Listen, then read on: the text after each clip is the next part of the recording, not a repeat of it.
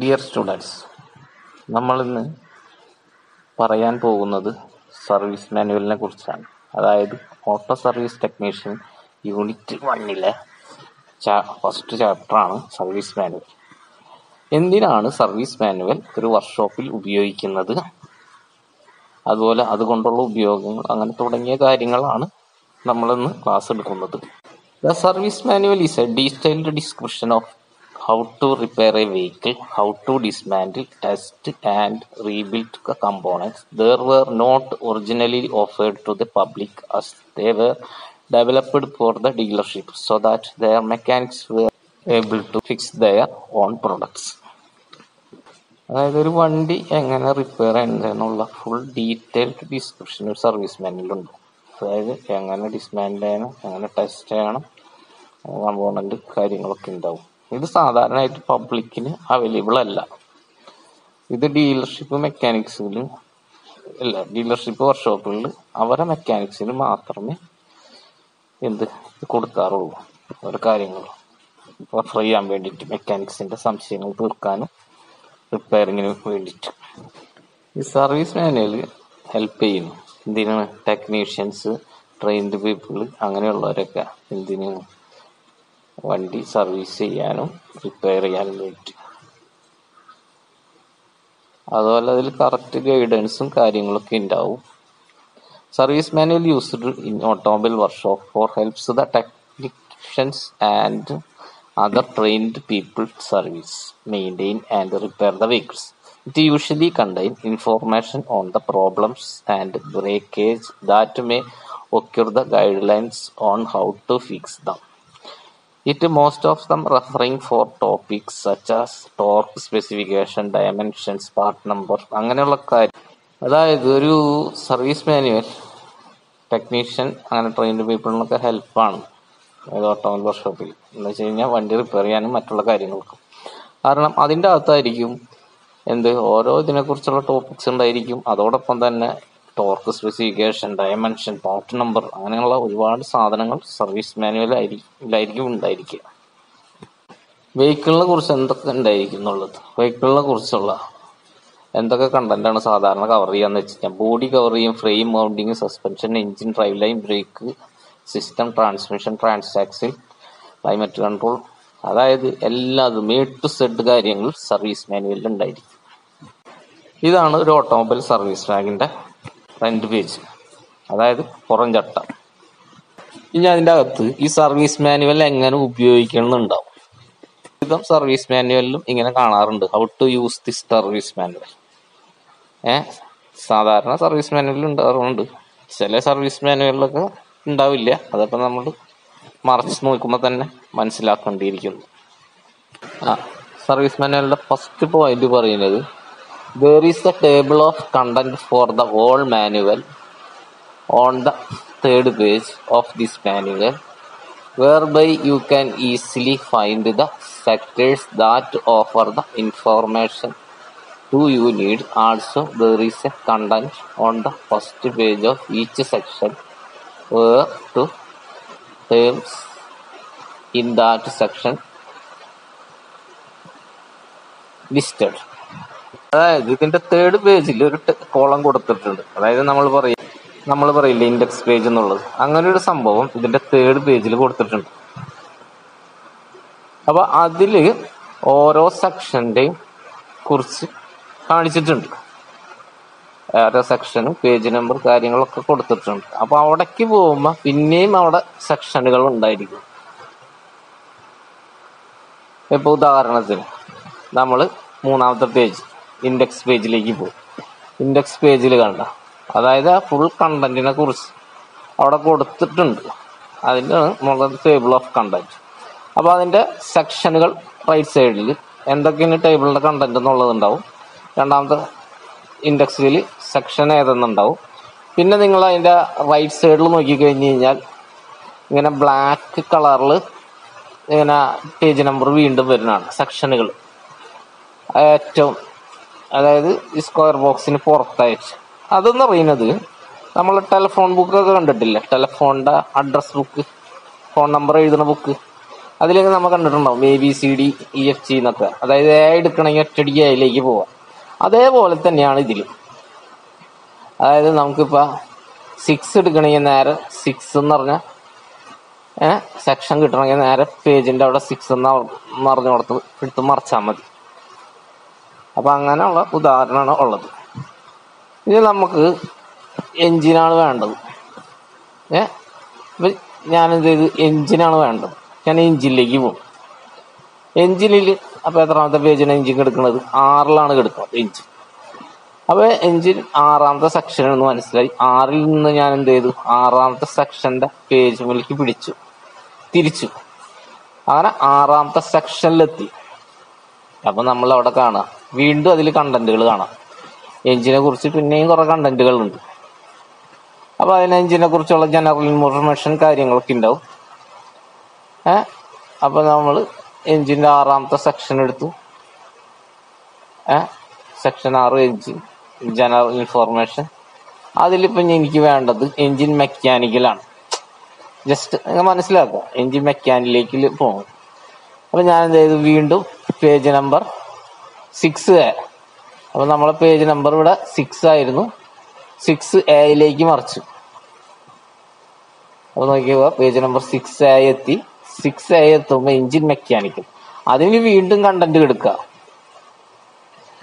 അതായത് oil service, അങ്ങനെ air cleaner element, അങ്ങനെ ഓരോ കാര്യങ്ങൾ എൻജിൻ മെക്കാനിക്കലിൽ എടുക്കുന്നത്. അപ്പോൾ എൻജിൻ മെക്കാനിക്കലിൽ ഞാൻ പറയുന്നു, എനിക്ക് ക്രാങ്ക് ഷാഫ്റ്റ് ഓവർഹോളിംഗ് ആണ് വേണ്ടത്. അപ്പോൾ നമ്മൾ എന്ത് ചെയ്യും? നേരിട്ട് main bearing, crank shaft, cylinder block എന്നുള്ള സെക്ഷൻ 6A51 പേജ് നമ്പർ അതേ എടുത്തു. അല്ല ഞാൻ എന്ത് ചെയ്തു? 6A51ലേക്ക് പോയി. 6A51ലേക്ക് ചെല്ലുമ്പോൾ അവിടെ എൻ്റെ main bearing, crank shaft, cam shaft. അപ്പം തന്നെ നല്ലൊരു പിക്ചർ വരും. അതായത് എഞ്ചിനെ ഡിസ്മാൻഡിൽ ചെയ്ത് വെച്ചിരിക്കുന്ന ഒരു പിക്ചർ ഉണ്ടായിരിക്കും. അതായത് ഓരോ പാർട്ടും അതിൽ രേഖപ്പെടുത്തിയിട്ടുണ്ടാവും, A to Z. അതായത് ടൈറ്റനിങ് ടോർക്ക് ഉണ്ടായിരിക്കും, പിന്നെ ഓരോ പാർട്ടിന്റെ പേരുണ്ടായിരിക്കും, ഓരോ പാർട്ട് എവിടെയൊക്കെ വരുന്നതെന്ന്, അങ്ങനെയുള്ള എല്ലാ കാര്യങ്ങളും ഉണ്ടായിരിക്കും. അത് കഴിഞ്ഞിട്ട് പറയുന്നുണ്ടില്ലേ എങ്ങനെ റിമൂവ് ചെയ്യേണ്ടത്. റിമൂവ് ചെയ്യേണ്ട പ്രൊസീജിയർ കൊടുത്തു. നമ്മൾ റിമൂവ് ചെയ്യേണ്ട പ്രൊസീജിയർ എടുത്തു. അതായത് പേജ് നമ്പർ 6A51ലേക്ക് വന്നു. നമ്മൾ റിമൂവ് ചെയ്യുന്ന പ്രൊസീജിയർ പ്രകാരം റിമൂവ് ചെയ്തു. റിമൂവ് ചെയ്ത് കഴിഞ്ഞ് കഴിഞ്ഞാൽ പിന്നെ അതിൻ്റെ കാര്യങ്ങളാണ് പറയുന്നത്. ഇൻസ്റ്റലേഷൻ, അതായത് റിമൂവ് ചെയ്ത് കഴിഞ്ഞിട്ട് ഫിറ്റ് ചെയ്യുമ്പോൾ എന്തൊക്കെ ശ്രദ്ധിക്കേണ്ടതെന്നുള്ളത്. അപ്പോൾ ഏതൊക്കെ ബോൾട്ടുകൾ, ഏതൊക്കെ ടൈറ്റനിയം ടോർക്കിൽ ടൈറ്റൻ ചെയ്യണം, പിന്നെ എന്തൊക്കെ സ്പെഷ്യൽ ടൂൾ ഉപയോഗിക്കേണ്ടി വരും. അപ്പോൾ അങ്ങനെയുള്ള കാര്യങ്ങളാണ് ഇതിലുണ്ടാവുക. അത് കഴിഞ്ഞിട്ട് ലാസ്റ്റ് എന്ത് ചെയ്യും? അതിൻ്റെ ഓരോ ചാപ്റ്ററിൻ്റെ അവസാനം അതിലുപയോഗിക്കുന്ന സ്പെഷ്യൽ ടൂളിൻ്റെ പേരും നമ്പറും, അതുപോലെ എന്തൊക്കെ മെറ്റീരിയലാണ് അതിൽ ഉപയോഗിക്കേണ്ടത് എന്നുള്ളതും കൊടുത്തിട്ടുണ്ടാവും. ഇനി അടുത്തത് രണ്ടാമത്തേലേക്ക് പോവാം. രണ്ടാമത്തേന്ന് പറഞ്ഞു കഴിഞ്ഞാൽ ഓരോ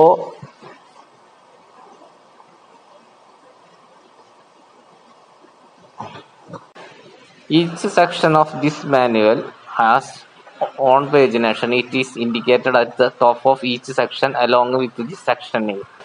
അതായത് ഇത്രയേ ഉള്ളൂ. ഓരോ പേജിന്റെ മുകളിൽ സെക്ഷൻ നെയിമും പേജ് നമ്പറും ഉണ്ടായിരിക്കും. സെക്ഷൻ നെയിം ഇൻഡിക്കേറ്റ് ചെയ്തിട്ടുണ്ടാവുന്നു ഓരോ പേജിന്റെ മുകളിൽ, മനസ്സിലാവാൻ വേണ്ടിയിട്ട്.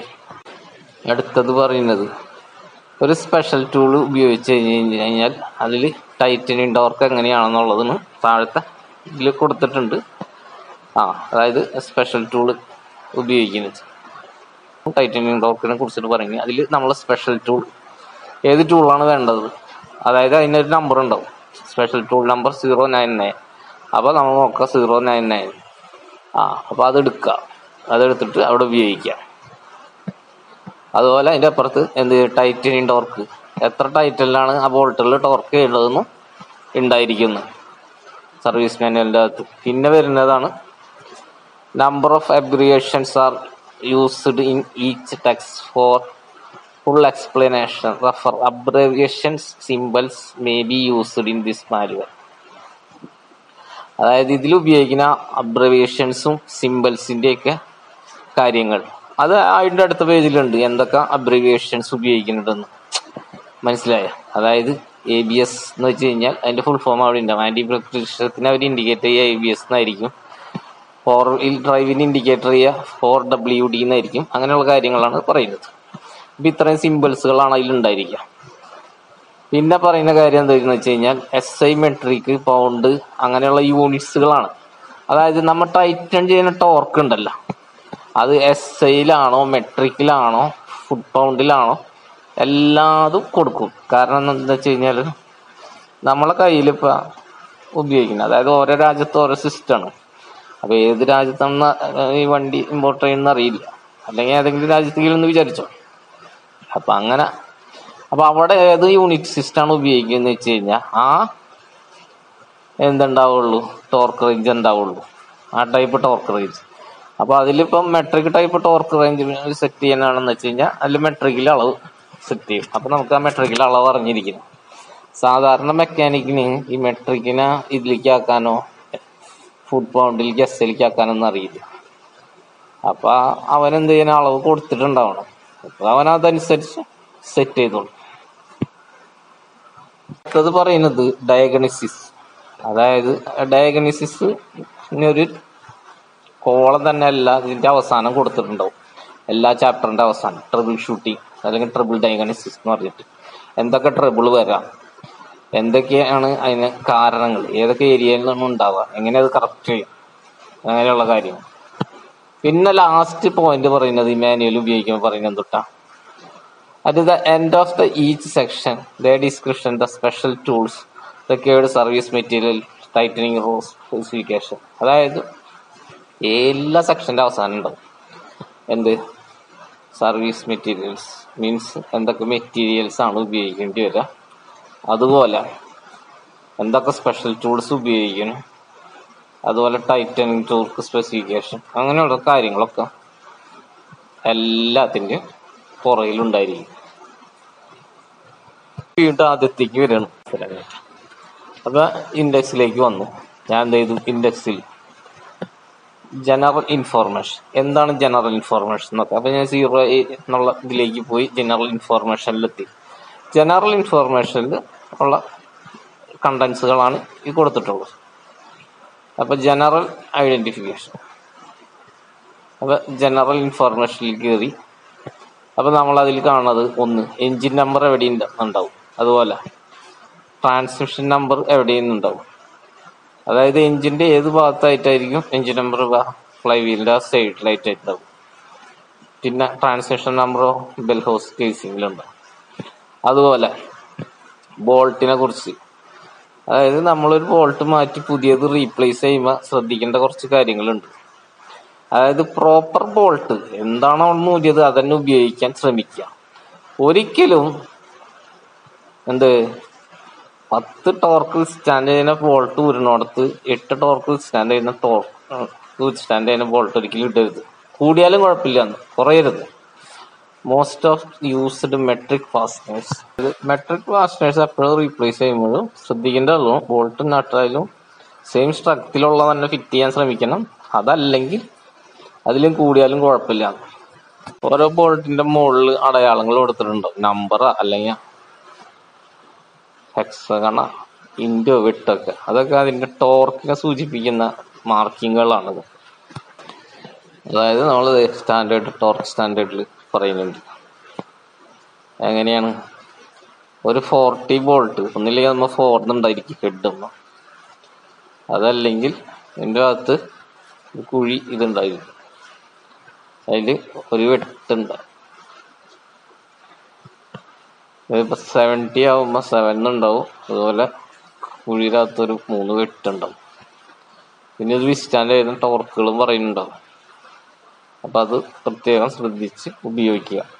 പിന്നെ വണ്ടിയിൽ വരുന്ന ലിഫ്റ്റിംഗ് പോയിന്റുകൾ, അതൊരുവിധം എല്ലാ മാനുവലിലും പറയും. പിന്നെ ഓണേഴ്സ് മാനുവലിൽ വരെ അത് ഉണ്ടായിരിക്കാറുണ്ട് സാധാരണ.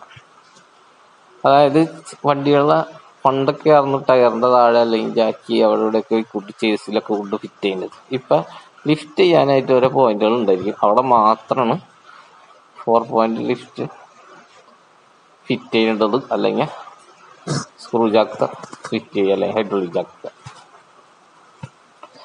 ഇനി ഹൈഡ്രോളിക് ട്രോളർ ഉപയോഗിച്ചിട്ട്, അതായത് ഹൈഡ്രോളിക് ജാക്ക് ഉപയോഗിച്ചിട്ട് ഒരു സെൻറ്ററിൽ വെച്ചിട്ട് വണ്ടിയുടെ 2 വീലും എങ്ങനെ പൊക്കണം എന്നുള്ളതാണ് കാണിച്ചിട്ടുള്ളത്. നിങ്ങളെല്ലാവർക്കും എങ്ങനെയാണ് ഒരു സർവീസ് മാനുവൽ ഉപയോഗിക്കേണ്ട വിധം മനസ്സിലായി എന്ന് ഞാൻ കരുതുന്നു. കൂടാതെ നിങ്ങൾ ഇതുവരെ വീഡിയോയിൽ കണ്ടതുപോലെ സർവീസ് മാനുവലിൻ്റെ മറ്റു ഭാഗങ്ങളും ഒന്ന് പരിശോധിക്കാം. കൃത്യമായി പറഞ്ഞാൽ ഒരു സർവീസ് മാനുവലിൽ ഒരു വണ്ടിയുടെ സർവീസ് ചെയ്യുന്നതിന് ആവശ്യമായ വണ്ടിയുടെ എല്ലാ ഘടകങ്ങളും ഉൾപ്പെടുത്തിയിരിക്കും. അതായത് വണ്ടിയുടെ പാർട്സ് മാറ്റുന്നതിനും പരിശോധിക്കുന്നതിനും വേണ്ടി കൃത്യമായ പ്രൊസീജിയർ, ടൂൾസ്, ടൈറ്റനിങ് ടോർക്ക് മുതലായ കാര്യങ്ങൾ വ്യക്തമായി പ്രതിപാദിച്ചിരിക്കും. അത് നമുക്ക് വ്യക്തമായി മനസ്സിലാക്കുവാനും സാധിക്കുന്നു. ഈ വീഡിയോ കണ്ടതിന് നന്ദി, നമസ്കാരം.